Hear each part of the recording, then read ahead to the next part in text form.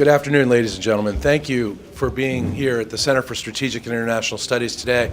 My name is Andrew Schwartz, and I'm CSIS's Vice President for External Relations. And I have the pleasure of introducing this gentleman, Dr. Rob Sobhani, who is known to many of you for various things that he's done. He's done so many things. But we're here today to talk about Rob's new book, and we'll get to that in a minute.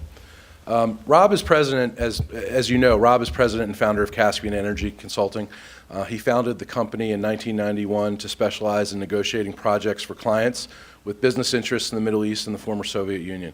Until 2005, he was an adjunct professor at Georgetown, where he taught courses on U.S. foreign policy and energy security. There are scores of people who have taken Rob's classes throughout Washington, and I often meet many of them. Dr. Sobhani is also a frequent contributor to op-ed pages of U.S. newspapers. He's frequently quoted. He's also appeared dozens and dozens and scores of times on domestic and international television and radio broadcasts.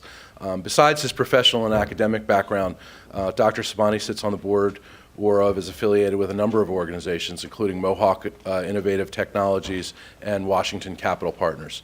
Rob is also a member of the bipartisan committee on the present danger. But as I said, Rob is here today to talk about this wonderful book, King Abdullah of Saudi Arabia, A Leader of Consequence. The book is so excellent, and not just because you can do curls with it. It's a heavyweight book for what's in it and for physically how much it weighs. And on the way out, normally we always have somebody at CSIS selling books, and you can pick them up. But today, through Rob's graciousness, he'll be giving away these books back. So please get your copy before you leave. These are wonderful books, and I think you'll find inside them is a treasure trove of rare photos, insight and thoughtful research and journalism on just this leader of consequence. And I think with that, I'll let Rob tell you more about his great book, and following Rob's remarks, we'll take a few questions and answers. Thank you so much. Rob? You want to speak from here? Wherever. You may think I have a different version. It's the same version. It's the covers. If you open up the cover, you'll find the green in there. You know, I'm working off this one. It's good to be here today. I want to thank CSIS for putting this event together.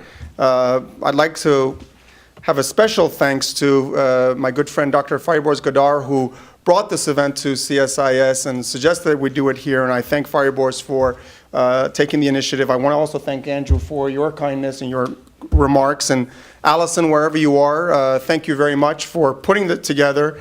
So I thank CSIS, and there are a few people I also want to thank. If you like the design and if you like the cover, you can thank the folks at Xanthus Design. I cannot proceed without mentioning their kind efforts in designing this, and also the myriad of numbers of people that I met in Saudi Arabia, whom I talked to, and I thank them, because this book also is about them. So I wanted to thank them as well. Why did I write this book, I suppose? You know, everyone asks, you know, why did I write this book? Let me give you an anecdote of why I wrote this book. It was the 2007 OPEC summit, and I was privileged to be in the hall where all the heads of state were meeting. And true to form, Hugo Chavez and President Ahmadinejad got up, and for half hour each of them were ranting and raving, and there came a very critical point where they were shifting the entire debate from using OPEC and the dollar, as a basket of currency, the dollar in OPEC, and moving it to the euro. And at that moment, King Abdullah, very quietly but very firmly, basically shut them up and brought the discussion back to where it belonged. And it was at that moment I was listening to that and looking at that I realized, you know what, this guy is different. This gentleman is different. He has done something consequential. And so I took it upon myself to write a book. And as I got on the plane, I decided to do a little more research, and I found one of his speeches that he gave in Mecca on the occasion of the Organization of Islamic Countries. And in that speech, if you read it, and it's in my book, he talks about a Muslim renaissance. He talks about a new beginning for the Muslim world. And once again, it reiterated for me, reconfirmed for me, that King Abdullah is different. And he certainly was changing the tone and tenor of the debate within the Muslim world. And so I decided to write this because as I started writing it 2.5 years ago and as I got into it, I really came to the conclusion that what King Abdullah does matters. What King Abdullah does matters. And that's really the theme of this book.